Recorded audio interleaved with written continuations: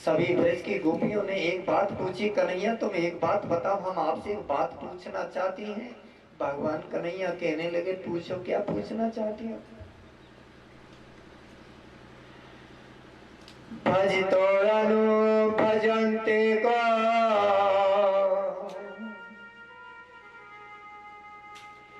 एको एतद्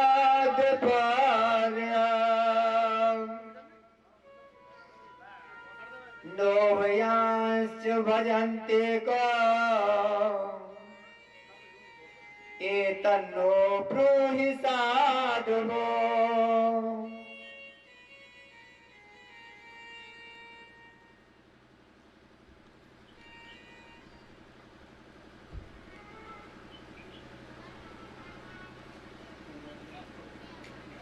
ब्रज की गोपियां कहने लगी, हे कन्हैया हे साधु एक बात बताइए। बोले पूछिए। एक लोग वो हैं जो प्रेम करने पर प्रेम करते हैं, दूसरे लोग वो हैं जो प्रेम करो या न करो फिर भी प्रेम करते हैं, और तीसरे लोग ये होते हैं एक प्रकार के, उन्हें चाहे प्रेम करो या न करो फिर भी प्रेम नहीं करते। तुम ये बताइए तुम तीनों में से कौन से हो।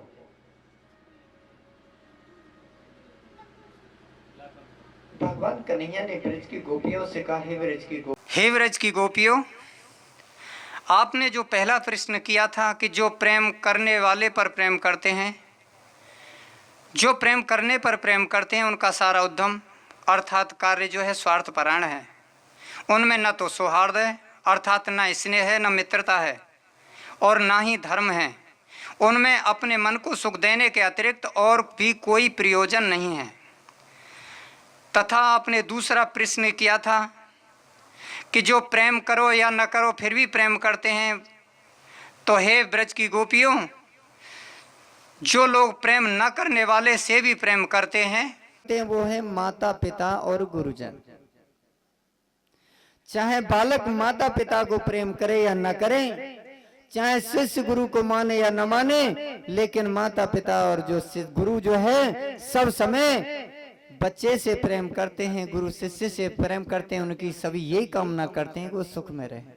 जैसे उदाहरण के लिए कि अगर घर में कोई बालक ऐसा भी हो चंचल स्वभाव का, जिस स्वभाव के कारण वो माता पिता की सेवा न करते हो, माता पिता को अपशब्द बोलता हो या उत्तर देता हो, लेकिन इतने होने पर भी यदि कहीं बाजार घाट चला जाए, जरा भी देरी हो जाए तो मैया 4 बार दरवाजे में आके झांकेगी, बार बार बोल रही सुनने ना आए, छोरा ना आयो जन कहाँ रह गो, छोरा ना आयो जन कहाँ रह गो, जन कहाँ गयो, सवेरे गो भूखो प्यासो डोल लो। क्यों कि माता पिता जो है अपने बच्चे से प्रेम करते हैं और गुरु शिष्य से।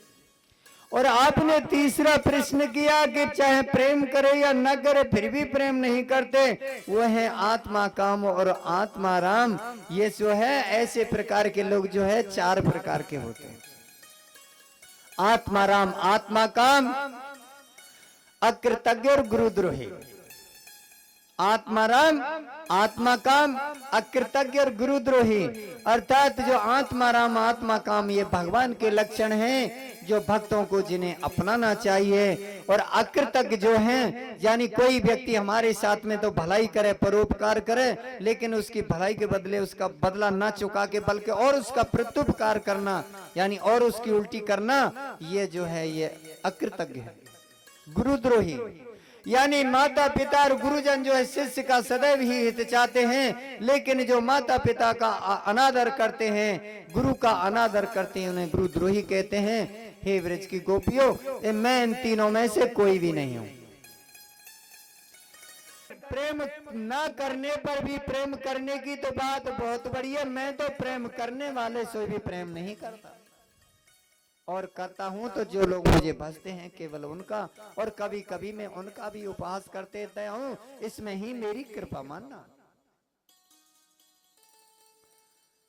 ब्रज की गोपियों को इस प्रकार से भगवान कन्हैया ने सांत्वना दी।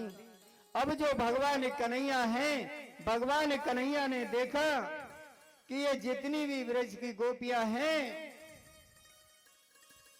भगवान कन्हैया ने जितनी भी ब्रज की गोपियां थी इतने ही अपने स्वरूप प्रकट कर लिया।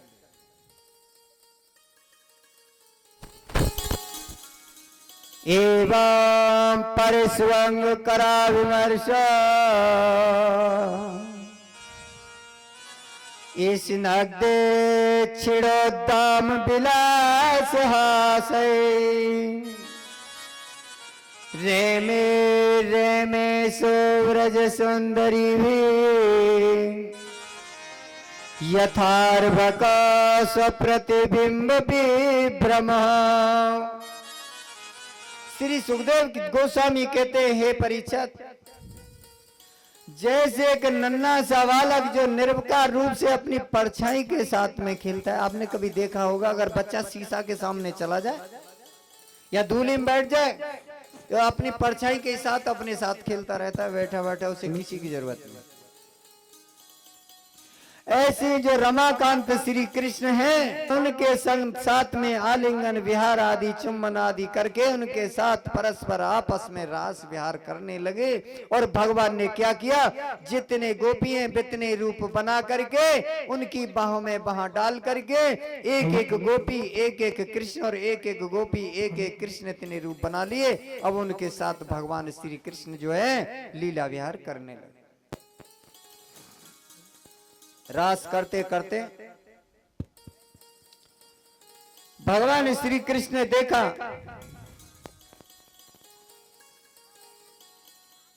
कि जो ब्रज की गोपियां हैं वो पसीने से लथपथ हो गई हैं।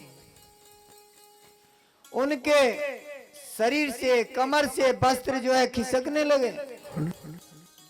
उनकी चोटी में जो फूल गुथे हुए थे वो झड़ने लगे।